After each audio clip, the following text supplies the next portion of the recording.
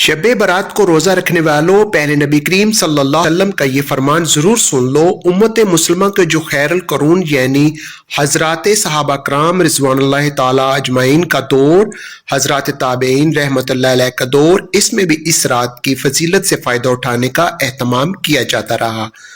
लोग इस रात में अबादात का खुसूसी एहतमाम करते रहे, लिहाजा इसको बिद्दत कहना या बेबुनियाद और बेअसल कहना दुरुस्त नहीं। सही बात यह है कि यह फजीलत वाली रात है। इस रात में अबादत करना बाइसे अजर व सवाब है और इसकी खुसूसी अहमियत है। अलबत्ता ये बात दुरुस्त है कि इस रात में अबादत का कोई ख़ास तरीका मुकर्रर नहीं कि फ़लाँ तरीके से अबादत की जाए। जैसे बाज़ लोगों ने अपनी तरफ से एक तरीका गढ़ कर ये कह दिया, शब बारात में इस ख़ास तरीके से नमाज पढ़ी जाती है। मसलन पहली रकत में फ़लाँ सूरत इतनी बार पढ़ी जाए या इतनी मरतबा पढ़ी जाए, दूसरी रकत में फ़लाँ सूरत इतनी मरतबा पढ़ी जाए, वगैरह वगैरह। इसका कोई सबूत नहीं। ये बिल्कुल बेबुनियाद बात है। बल्कि नफली अबादत जिस कदर हो सके वो इस रात में अंजाम दी जाए। नफल नमाज पढ़ें, कुरान करीम की तिलावत करें, जिक्र करें, तस्बीह पढ़ें, दुआएं करें। ये सारी अबादतें इस रात में की जा सकती हैं, लेकिन खास तरीका साबित नहीं। शब बारात में कब्रिस्तान जाना इस रात में एक और अमल है जो एक रवायत से साबित है। वो ये है कि हुजूर सल्लल्लाहु अलैहि वसल्लम जन्नतुल बकी में तशरीफ ले गए। अब चूंकि हुजूर सल्लल्लाहु अलैहि वसल्लम इस रात में जन्नतुल बकी में तशरीफ ले गए, इसलिए मुसलमान इस बात का एहतमाम करने लगे कि शब बारात में कब्रिस्तान जाएं। लेकिन हजरत मुफ्ती मोहम्मद शफी साहिब रहमतुल्लाह अलैह एक बड़ी काम की बात बयान फरमाया करते थे जो हमेशा याद रखनी चाहिए। फरमाते थे कि जो चीज रसूलुल्लाह सल्लल्लाहु अलैहि वसल्लम से जिस दर्जे में साबित हो रही हो उसी दर्जे में रखना चाहिए, उससे आगे नहीं बढ़ना चाहिए। लिहाजा सारी हयात तैयबा में रसूलुल्लाह सल्लल्लाहु अलैहि वसल्लम से एक मरतबा जाना मरवी है कि आप सल्लल्लाहु अलैहि वसल्लम शब बारात में जन्नतुल बकी तशरीफ ले गए। चूंकि एक मरतबा जाना मरवी है, इसलिए तुम भी अगर जिंदगी में एक मरतबा चले जाओ तो ठीक है, लेकिन हर शब बारात में जाने का एहतमाम करना, इल्तजाम करना और इसको जरूरी समझना और इसको शब बारात के अरकान में दाखिल करना और इसको शब बारात का लाजमी हिस्सा समझना और इसके बगैर ये समझना कि शब बारात नहीं हुई, ये इसको उसके दर्जे से आगे बढ़ाने वाली बात है। 15 शबान का रोजा एक मसला शब बारात के बाद वाले दिन यानी 15 शबान के रोजे का है, इसको भी समझ लेना चाहिए। वो ये कि सारे जखीरा हदीस में इस रोजे के बारे में सिर्फ एक रवायत में है कि शब बारात के बाद वाले दिन रोजा रखो, लेकिन ये रवायत ज़ईफ है।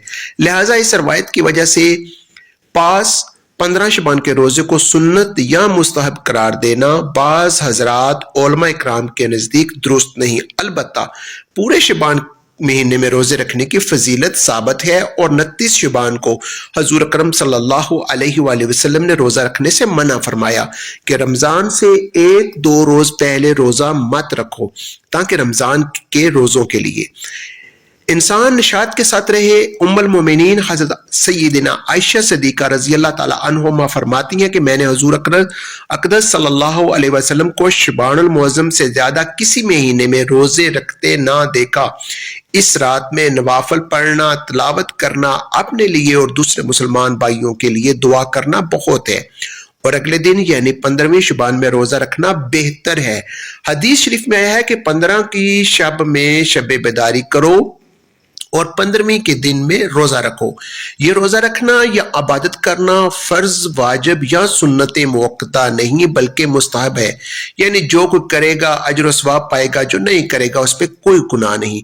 हजरत मुआज बिन जबल रज़ी अल्लाह ताला अन्हु से रवायत है, नबी अकरम सल्लल्लाहु अलैहि वसल्लम ने इरशाद फरमाया, अल्लाह निसफ शबान की रात में अपने तमाम मखलूक की तरफ खास तवज्जो फरमाते हैं और मुशरिक और कीना परवर आदमी के सिवा सब की मग़फ़िरत फरमाते हैं।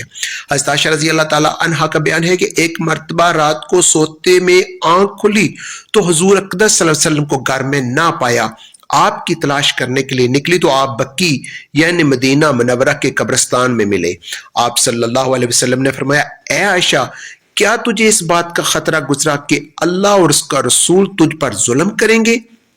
یعنی رسول اللہ صلی اللہ علیہ وسلم تیری باری کی رات ہوتے ہوئے کسی دوسری بیوی کے پاس تشریف لے گئے ہوں گے۔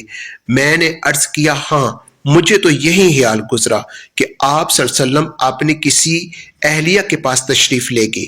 آپ صلی اللہ علیہ وسلم نے فرمایا میں کسی کے پاس نہیں گیا، یہاں بقی آیا ہوں، یہ دعا کرنے کی رات ہے۔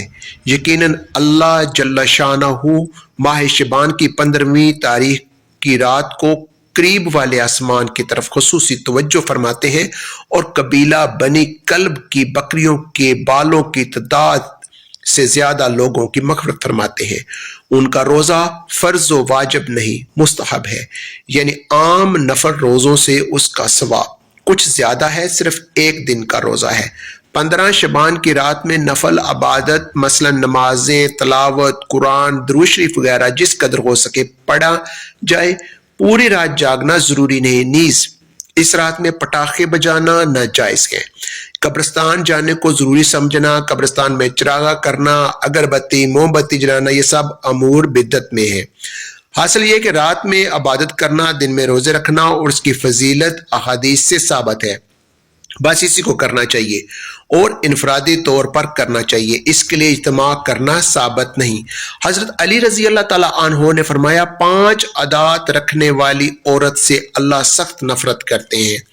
ایک مسلمان ہونے کی حیثیت سے کیا آپ یہ تصور کر سکتے ہیں کہ اللہ تعالیٰ کی ذات آپ کے گھر والوں سے، آپ کی بیوی سے، آپ کی ماں سے، بہن سے، بیٹی سے سخت نفرت کرنے لگے؟ ایک مسلمان کے لیے ایسا سوچنا بھی ممکن نہیں، لیکن جانے انجانے میں مسلمان ایسا کام کر رہا ہوتا ہے جو اللہ تعالیٰ کی ناراضگی کا سبب بنتے ہیں۔ حضرت سیدنا علی رضی اللہ تعالیٰ عنہ کی ذہانت سے کون سا شخص واقف نہیں، جس شخصیت کو رسول اللہ صلی اللہ علیہ وسلم نے علم کا دروازہ کہا ہے۔ حضرت امام جعفر صادق رضی اللہ تعالیٰ عنہما فرماتے ہیں میں نے اپنے آبا و اجداد سے سنا، انہوں نے اپنے بزرگوں سے سنا، انہوں نے میرے بابا حضرت سیدنا علی رضی اللہ تعالیٰ عنہ سے سنا۔ حضرت سیدنا علی رضی اللہ تعالیٰ عنہ ایک دن خطبہ دے رہے تھے، اللہ کے بندوں کو درس اخلاق دے رہے تھے، خوبصورت زندگی گزارنے کے طور طریقے بتا رہے تھے، زندگی بدل دینے والے سونے کی تختی پر لکھنے والے جملے ارشاد فرما تھے۔ دوران خطاب آپ نے فرمایا لوگوں 5 عادتیں ایسی ہیں جن کے اپنانے سے اللہ تعالیٰ عورت سے سخت نفرت کرتا ہے۔ جو عورت ان 5 عادتوں کی دلدل میں پھنس جاتی ہے اللہ تعالیٰ ایسی عورت سے سخت نفرت کرتا ہے۔ خدارا اپنی بیویوں، اپنی عورتوں کو، بہنوں کو، بیٹیوں کو، ماؤں کو ان 5 بری عادات سے بچائے رکھنا تاکہ وہ اللہ تعالیٰ کے غضب کا نشانہ نہ بنے۔ لوگوں نے پوچھا حضرت وہ 5 خطرناک عادتیں کون کون سی ہیں؟ حضرت سیدنا علی رضی اللہ تعالیٰ عنہ نے فرمایا پہلی، عورت شوہر کے سامنے چیخ کر چلا کر بات کرنے والی، ہر وقت، ہر گھڑی، ہر لمحے شوہر کے سامنے تلخ لہجہ اپنانے والی عورت، چیخنا چلانا، ایسی عورت پر فرشتے بھی لعنت کرتے ہیں۔ جو عورت اپنے مجازی خدا اپنے شوہر کے آگے چیختی چلاتی ہے، بات کرنے کا طور طریقہ نہیں، کی عزت نہیں کرتی، اس کو باتوں باتوں پہ ذلیل کرتی رہتی ہے، یہ وہ بدبخت عورت ہے جس کی نہ تو نماز قبول ہوتی ہے نہ ہی دعا قبول ہوتی ہے جب تک یہ عورت توبہ نہیں کرتی۔ حضرت سیدنا علی رضی اللہ تعالیٰ عنہ فرماتے ہیں لوگوں اپنی عورتوں کو تبلیغ کرو، اپنی عورتوں کو واضح کرو وہ اس بری عادت سے دور رہیں تاکہ اللہ تعالیٰ کے غضب سے بچ جائیں، فرشتوں کی لعنت سے بچ جائے۔ حضرت علی رضی اللہ تعالیٰ عنہ فرماتے ہیں دوسری عادت، یتیم بچوں پر ظلم کرنے والی عادت۔ فرمایا جو عورت یتیم بچوں پر ظلم کرتی ہے، یتیم بچے جن کا باپ فوت ہو گیا، باپ جیسا سہارا سر سے اٹھ گیا، ماں نے دوسرا گھر آباد کر لیا، ماں نے دوسری شادی کر لی، اب ماں بچوں پر ظلم کرنے لگی، بچوں کو بات بات پر دکھ دینے اور درد دینے لگی، تکلیفیں دینے لگی، بچوں کا خیال چھوڑ دیا، بچوں کی فکر چھوڑ دی، بچوں کو اتنا تڑپایا، اتنا رلایا، اتنا ظلم کیا کہ یہ بچے اپنے باپ کی قبر پر جا کر شکایت کرنے لگے۔ ماں کا شکوہ کرنے لگے، فرمایا یہ وہ عورت ہے جو اللہ تعالیٰ کے غضب کا نشانہ بنتی ہے۔ لوگوں نے پوچھا حضرت تیسری عادت کون سی ہے؟ فرمایا تیسری عادت مہمان کے آنے پر منہ بنانے والی عورت، جب مہمان گھر میں آتا ہے تو عورت کا منہ گندا ہو جاتا ہے کہ اس کے آگے مہمان کو عزت دینی پڑے گی، اس کے لیے کھانا بنانا پڑے گا، اس کو پانی دینا پڑے گا، اس کو بٹھانا اٹھانا پڑے گا، اس کو بٹھانا پڑے گا، یا کوئی مہمان گھر آئے اس کو کھانا نہیں دیتی، اس کو پانی نہیں دیتی، اسے عزت نہیں دیتی، الٹا بے عزت کر کے گھر سے رخصت کرتی ہے۔ فرمایا ایسی عورت بھی اللہ کے غصے کا نشانہ بنتی ہے، اللہ تعالیٰ کی نفرت کا نشانہ بنتی ہے۔ رسول اللہ صلی اللہ علیہ وآلہ وسلم نے فرمایا اللہ تعالیٰ کی 3 رحمتیں ایسی ہیں جو انسان کو اچھی نہیں لگتی، جن رحمتوں کو انسان برا بھلا کہتا ہے، برا بھلا سمجھتا ہے۔ نمبر 1 بیٹی جب تمہارے گھر میں آتی ہے، بیٹی جب تمہارے گھر میں پیدا ہوتی ہے تو خوشیاں منایا کرو، وہ اللہ تعالیٰ کی طرف سے رحمت بن کر تمہارے گھر میں آئی ہے۔ دوسری بارش، جب بارش آتی ہے بارش بھی اللہ تعالیٰ کی طرف سے رحمت بن کر برستی ہے۔ تیسرا مہمان، جب مہمان کی آمد ہو تو خوشیاں منایا کرو، خوش ہو جایا کرو، مہمان کی خوب خاطر تواضع کیا کرو، کیونکہ اللہ تعالیٰ مہمان کی طرف سے تمہارے گھر میں رحمت بن کر آیا ہے۔ مہمان کی خوب خاطر تواضع کیا کرو، عزت کے ساتھ اسے رخصت کیا کرو۔ جب مہمان تمہارے گھر سے نکلتا ہے تو وہ تمہارے گھر میں چھپی بلاؤں کو بھی ساتھ لے کے جاتا ہے، پریشانیوں کو بھی ساتھ لے کے جاتا ہے، بے برکتی کو بھی ساتھ لے کے جاتا ہے۔ پوچھا گیا حضرت چوتھی عادت کون سی ہے؟ فرمایا چوتھی بری عادت ہر وقت، ہر گھڑی، ہر لمحے شوہر کا دل توڑنے والی عورت، شوہر کو دکھ دینے والی عورت، شوہر کو درد دینے والی عورت، باتوں باتوں پر شوہر کا جینا حرام کرنے والی عورت، یہ وہ عورت ہے جس سے اللہ تعالیٰ نفرت کرتا ہے۔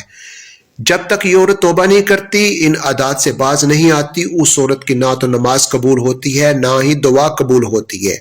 لوگوں نے پوچھا حضرت 5ویں عادت کون سی ہے؟ فرمایا 5ویں عادت نماز نہ پڑھنا، نماز سے سستی کرنا، نماز کے قریب نہ جانے والی عورت۔ جب نماز کا ذکر آیا تو حضرت علی رضی اللہ تعالیٰ عنہ نے فرمایا ایک دن میں نے رسول اللہ صلی اللہ علیہ وآلہ وسلم سے سنا تھا، اللہ کے نبی صلی اللہ علیہ وآلہ وسلم نے فرمایا تھا قیامت کے دن ایک عورت کو اللہ تعالیٰ کے حضور حاضر کیا جائے گا۔